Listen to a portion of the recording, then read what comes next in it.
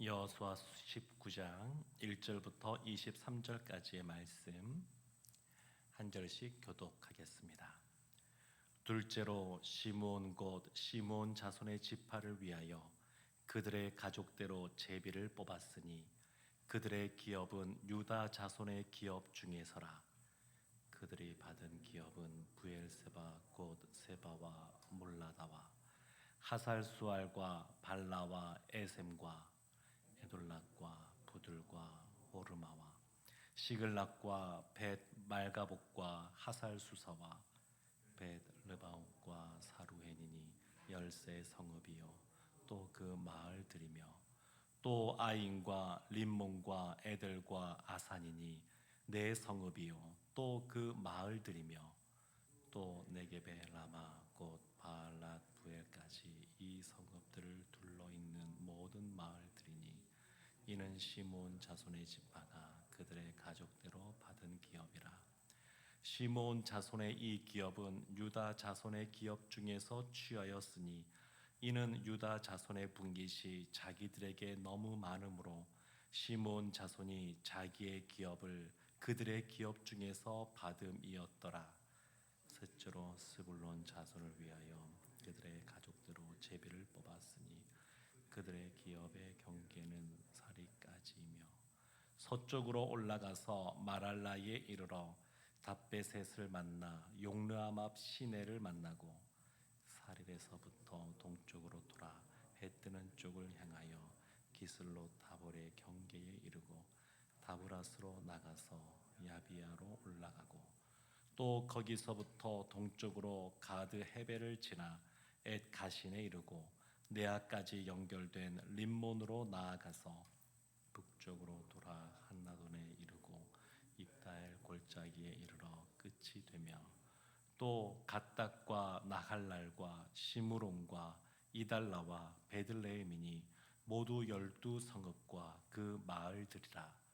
스불론 자손이 그들의 가족대로 받은 기업은 이 성읍들과 그 마을들이었더라. 넷째로 이사갈 곧 이사갈 자손을 위하여 그들의 가족대로 제비를 뽑았으니 그들의 지역은 이스라엘과 그슬롯과 수넴과 하바라임과 시온과 아나하락과 라빛과 기시온과 에베스와 레멕과 엔간님과 엔핫다와 벳바세스이며 그 경계는 다볼과 사수마와 벳세메스에 이르고 그 끝은 요단이니 모두 16성읍과 그 마을들이라. 함께 보겠습니다. 이사갈 자손 지파가 그 가족대로 받은 기업은 이 성읍들과 그 마을들이었더라. 살아계신 하나님의 말씀입니다. 아멘. 하나님이 아브라함에게 약속하신 그 약속의 땅, 창세기 12장에서 하나님이 약속하신 그 약속의 땅에 여호수아가 중심이 되어서 그 땅을 정복했고 이제 12지파가 땅을 계속 분배받고 있습니다. 오늘 말씀에도 시므온 지파를 비롯해서 여러 지파가 땅을 분배받고 있는데 오늘 말씀에서 아주 눈에 들어오는 지파는 시므온 지파입니다. 시므온 지파가 분배받은 땅은 다른 지파와 달리 독립된 그러한 땅이 아니라 유다 지파, 남쪽에 아주 큰 땅을 분배받은 유다 지파 안에 시므온 지파가 분배를 받습니다. 18개의 성읍을 분배받는데 그 중에 9개는 이 여호수아 15장에 보면 유다 지파에게도 주어진 성읍으로 나옵니다. 그러니까 18개 중에 그 중에 절반은 유다 지파에게 주어졌는데 시므온도 그 지파도 거기에 같이 끼어서 살 수 있도록 그렇게 분배가 된 겁니다. 그러면 왜 시므온 지파가 이와 같이 되었는가? 오늘 말씀에서는 유다 지파가 땅은 넓게 받았는데 그에 비해서 사람 숫자는 그렇게 많지 않아서 시므온 지파가 그 안에 또한 성읍을 받게 되었다 이렇게 표현하고 있습니다만 뭔가 이유가 있지 않겠습니까? 하나님께서 땅을 분배하실 때 그냥 한 것이 아니라 이유가 있지 않겠습니까? 창세기로 돌아가게 되면 야곱의 그 아들들 중에서 특별히 레위와 이 시므온, 이 두 사람은 그의 여동생인 디나 사건이 벌어졌을 때에 그냥 그 분기탱천에서 결국 세겜에 있는 그 많은 사람들을 속이고 죽이게 되었습니다. 그래서 창세기 49장을 보게 되면 야곱이 12 아들들, 지파를 이루게 될 12 아들들을 위해서 기도해 줄 때에 레위와 시므온은 그 중에서 흩어지게 될 것이다. 이렇게 기도합니다. 레위 지파와 시므온 지파가 흩어지게 될 것이다. 근데 우리가 보면 이 레위 지파는 결국에 하나님 앞에 서게 되고 하나님께 특별히 구별돼서 쓰임 받는 지파가 되어서 다 흩어지게 되었고, 시므온 지파는 이후에 보게 되면 어떻게 되냐면 이 유다 성읍에 속해 있는 그 유다 지파의 아주 남쪽에 시므온이 자리 잡고 있었는데, 그 자리 잡고 있는 18개의 성읍 중에 절반 9개, 위쪽에 있는 9개 성읍은 결국 유다 지파에 흡수되는 모습으로 나타나게 되고, 남쪽에는 9개의 성읍은 나중에 보면 이 밑에 있는 에돔 지역과 아라비아 사람들에게 동화되어져서 흩어지는 그러한 역사가 기록되어져 있습니다. 그러면 왜 이 시몬에게 이런 약간 어떻게 보면 왜 우리는 이렇게 작은 땅만 주십니까? 이렇게 하나님 앞에 항변할 수도 있습니다. 더군다나 마치 더부살이 하듯이 하나님 앞에 항변할 수도 있는데, 이렇게 된 데는 다 이유들이 사실 있는 겁니다. 레위 지파 또 시몬 지파가 흩어짐을 당할 것이다, 이렇게 야곱이 말했을 뿐만 아니라 민수기 25장을 보게 되면 이 시몬 지파가 인구가 줄어들게 된 것을 추측할 수 있는 내용이 나옵니다. 원래 시내산에서 1차 인구 조사를 할 때는 이 시몬 지파가 장정만, 싸움할 수 있는 장정만 59,300명이었습니다. 적지 않은 많은 숫자였습니다. 그런데 나중에 그 광야 생활을 끝내갈 때 2차 인구 조사할 때 보게 되면 22,200명으로 확 줄어들게 됩니다. 그럼 왜 줄어들었느냐? 다른 지파와 달리 왜 줄어들게 되느냐? 이거를 추측할 수 있는 것이 민수기 25장에 나오는데, 그곳에 보게 되면 시딤이라고 하는 곳에서 그 이스라엘 남자들이 모압 여성과 음행을 하는 사건이 벌어지게 됩니다. 그래서 그 모압 여성들이 자신들이 섬기던 바알, 그 바알 앞에 이스라엘 남자들이 절을 하게 만들고 따르게 만드는 그런 사건이 벌어집니다.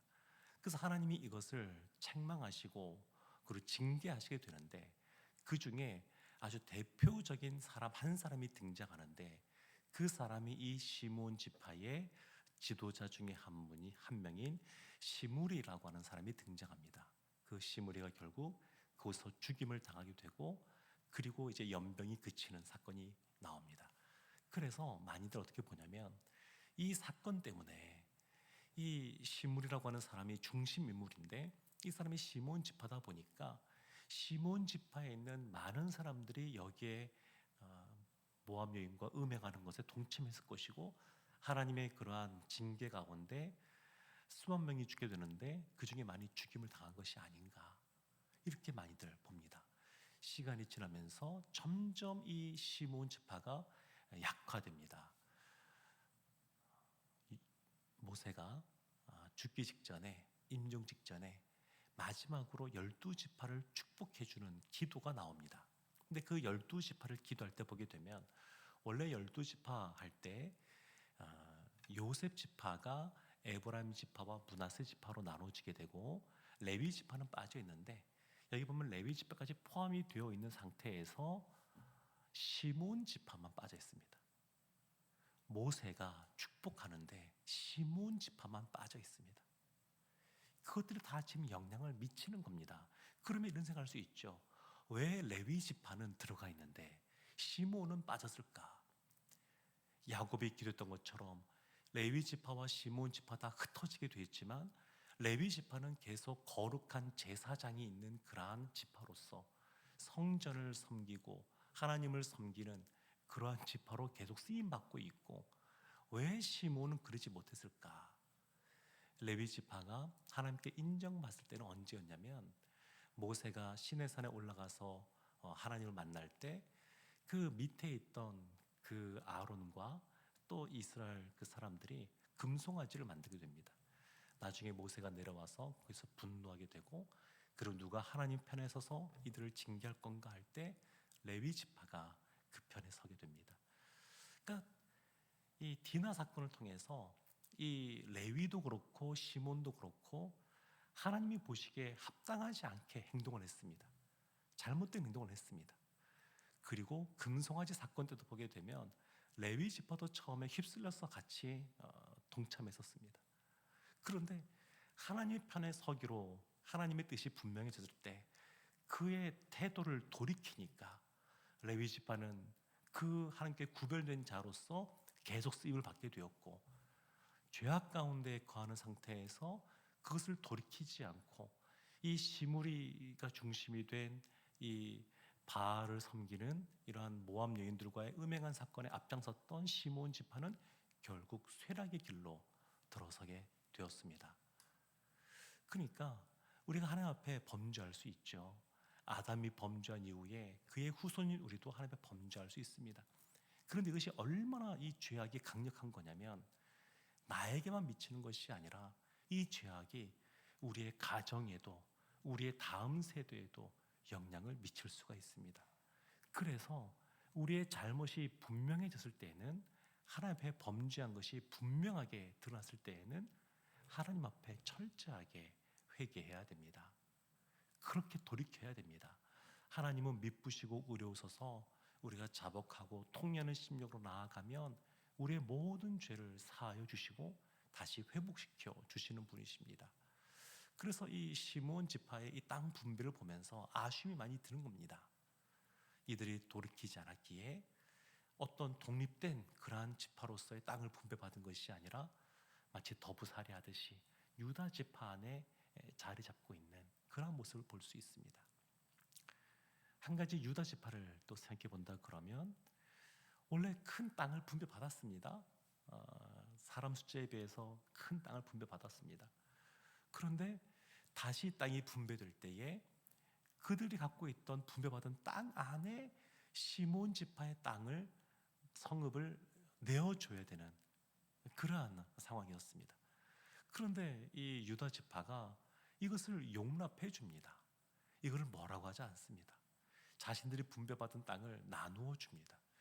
그러니까 어떤 면에서 긍정적으로 본다 그러면, 오늘 이 말씀 속에서 보면 이 시므온 지파가 작은 땅을 분배받았지만 불만과 불평을 표출하지 않았고, 유다 지파는 도움이 필요한 사람들, 형제들에게 기꺼이 도와주는 그러한 아름다운 모습도 발견할 수가 있습니다. 사랑하는 성도 여러분, 설 명절이죠. 이 설 명절에 우리가 이 두 가지를 다 돌이켜 봤으면 좋겠습니다. 우리 가운데 혹시 우리 가족 가운데 하나님께서 기뻐하지 않는 모습이 있다 그러면, 우리가 먼저 하나님 앞에 나아가서 하나님 앞에 돌이키기를 원합니다. 하나님 앞으로 돌이키기를 원합니다. 이런 모습이 꼭 필요합니다. 또 한 가지, 예수님께서 화평케 하는 자로서 이 땅 가운데 오셨는데, 우리가 있는 그곳에서 서로 용납해주고 또 사랑을 누가 베풀어주면 기쁜 마음으로 그 사랑도 받아들이고, 그래서 주님 안에서 화목된 아름다운 그러한 가정, 그러한 공동체를 이루기를 원합니다. 오늘도 살아가실 때 하나님 앞에 우리를 세워놓고, 하나님이 그것은 아니다 그러면 아닌 줄 알고, 또 하나님께서 말씀하시면 그 말씀대로 순종함으로 나아가서 하나님 주시는 행복을 누리는 우리 모두가 되기를 주님의 이름으로 축원합니다.